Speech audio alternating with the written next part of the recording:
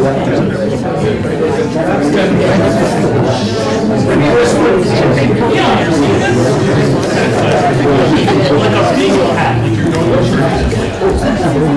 how are you, Amber?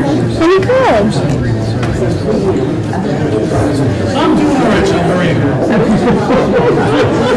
Well, I'll see you in action tonight.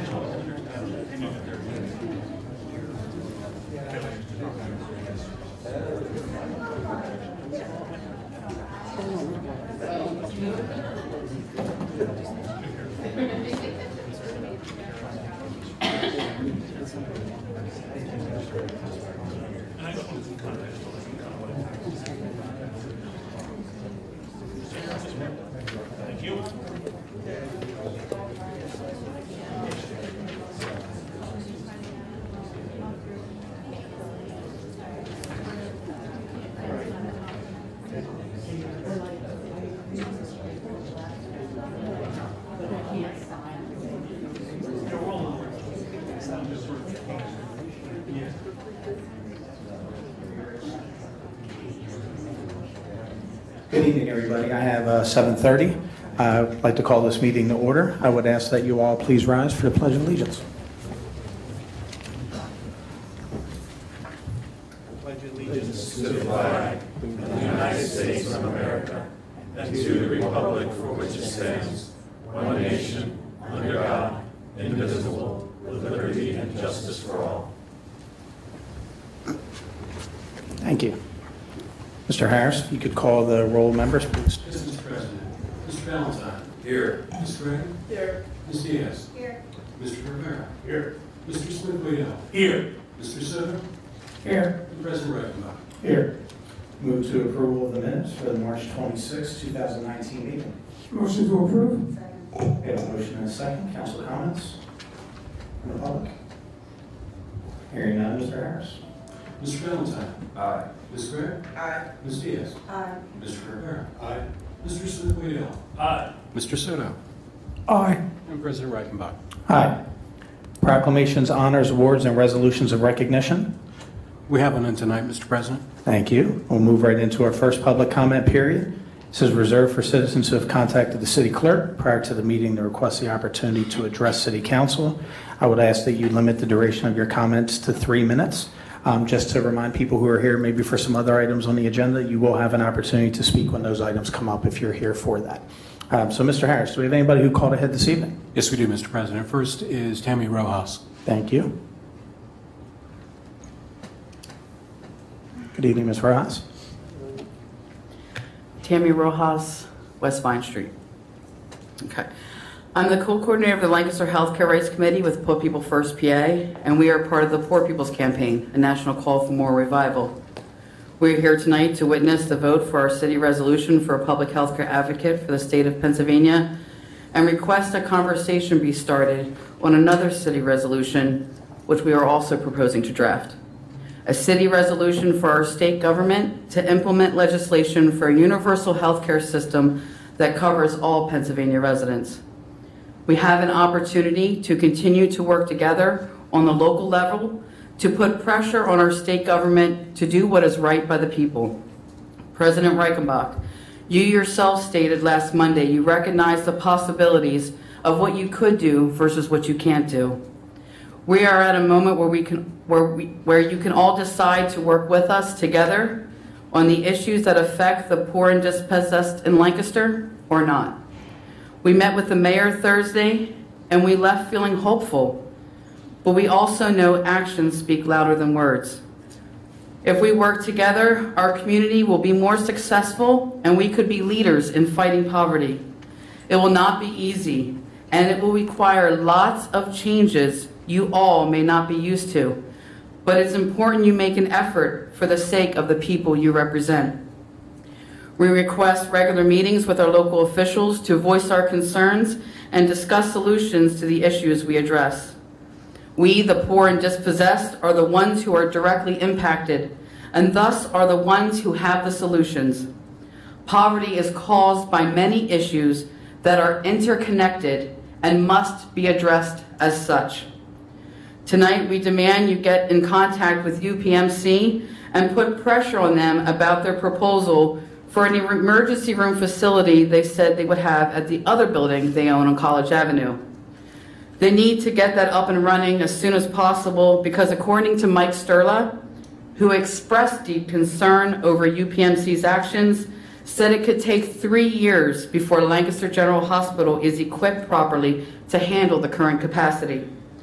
We also demand you file a complaint to the Attorney General's office referencing the actions of UPMC, how the community is being severely impacted by these actions, thus showing they are not acting like a charitable organization as required by their current status as a nonprofit charity.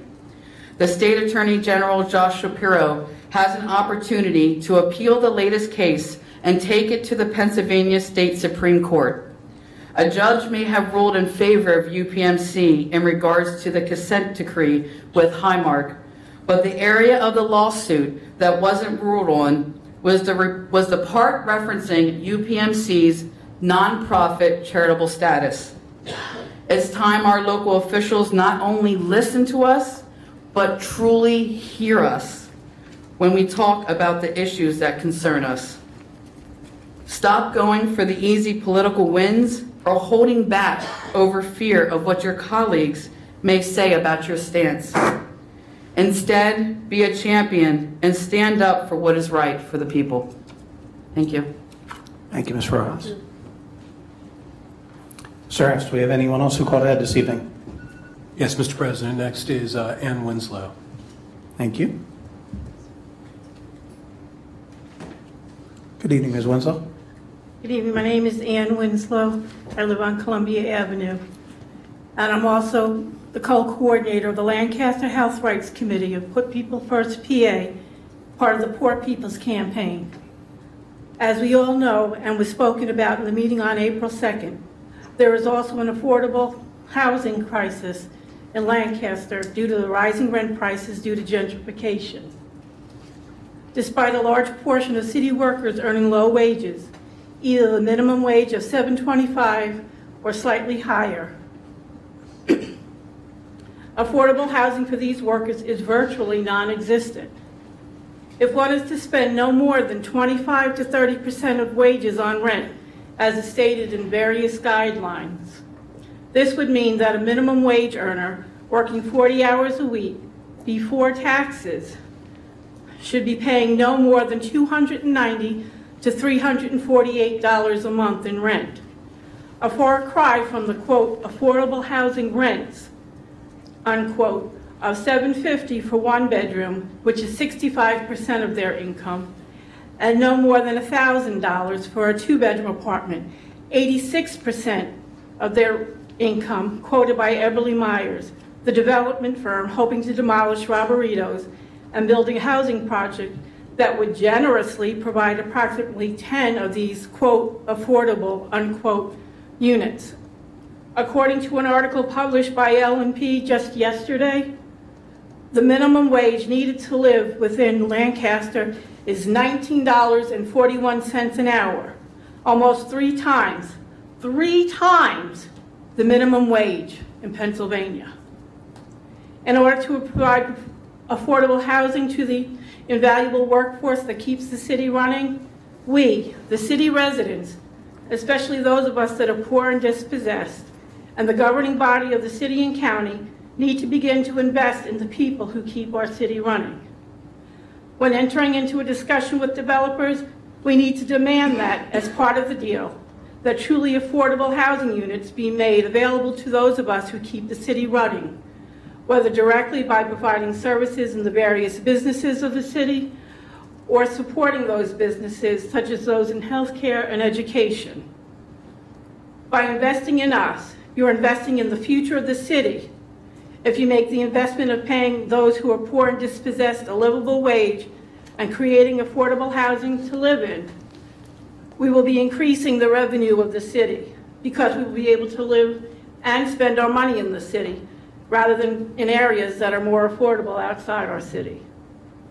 The ability to provide affordable housing is a much more daunting task than building the luxury condos, which will bring in people that have the disposable income to spend in the city, but it can be done. We need to start thinking outside the box and utilizing the properties that are sitting idle and slowly deteriorating. The Steely Silk Mill, those kept in ill repair by landlords, condemned houses, and making affordable housing a part of future deals made. We need to provide incentives for businesses that will allow them to pay living wages to their employees to help them move incomes more in line with the affordable housing rents proposed by Eberly Myers and others. Perhaps the most outside-the-box idea that would guarantee success of any program of affordable housing is utilizing the experts that are seldom, if ever, consulted in the programs to improve our neighborhoods. Us, the poor and dispossessed, living in these neighborhoods. We know the problems much more intimately than any of the experts that are routinely hired to devise plans that may only marginally improve the conditions of the neighborhoods due to their lack of knowledge and they're having no desire to partner or consult with the residents in the neighborhoods. You must make neighborhood residents the major stakeholders in any projects to improve our neighborhoods. We know better than anyone else what we need to make the program succeed, what will work and what won't, how and who in our neighborhoods can get the job done, and we'd probably save the city money because we're the ones doing the work. If we are made major stakeholders and the driving force behind affordable housing and other neighborhood improvement projects, we won't allow the projects to fail because we're doing it to help and improve ourselves. It follows the adage that if you give a man a fish, you feed him for a day. But if you can teach him to fish, you feed him for a lifetime. We're tired of being fed what others think we need. We're demanding that you let us teach you how to fish in our neighborhoods so that we can rise to the heights that even we couldn't have imagined in our wildest dreams. Thank you. Thank you, ma'am. Mr. Harris, do we have anybody else who called ahead? Yes, we do, Mr. President. Terry Brown. Mr. Brown, good evening.